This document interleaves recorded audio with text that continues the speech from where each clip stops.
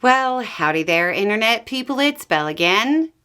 So today, we're going to talk about Trump versus MAGA, Russia edition. Trump is using increasingly stern wording with Russia. Still soft compared to other administrations, but strong for him. Now, we have to acknowledge that it's Trump, so we have no idea how long this new rhetoric will last. He could be talking about how great Putin is before this video even goes out.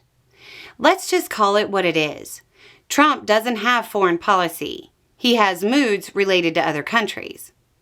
But at the moment, his rhetoric is putting him at odds with a lot of MAGA commentators that have fully bought into a lot of Russian talking points, and some that just have a very different worldview.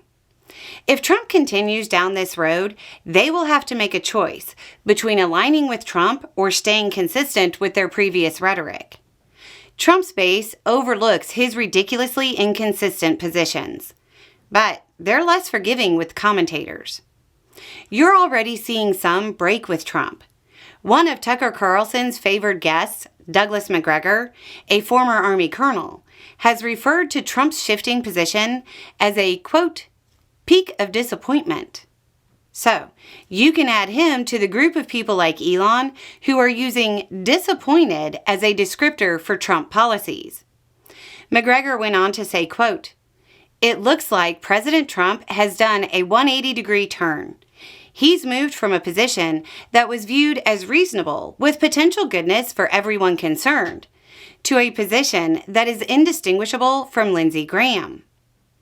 Senator Graham, who also left the military as a colonel, has long been in favor of tougher stances against Putin. Honestly, some of the senator's comments that have been addressed to the Russian people, or their military specifically, could be misconstrued as support for an abrupt change of government in Russia at the hands of the Russian military. Although, I'm sure that's not what the senator meant. One of the problems politicians face when they run on drastically altering American foreign policy is the intersection of rhetoric and reality. There's a lot of crashes there. American foreign policy didn't develop in a vacuum. A lot of American politicians believe they can make American foreign policy whatever they want it to be. However, other countries have a say in it too.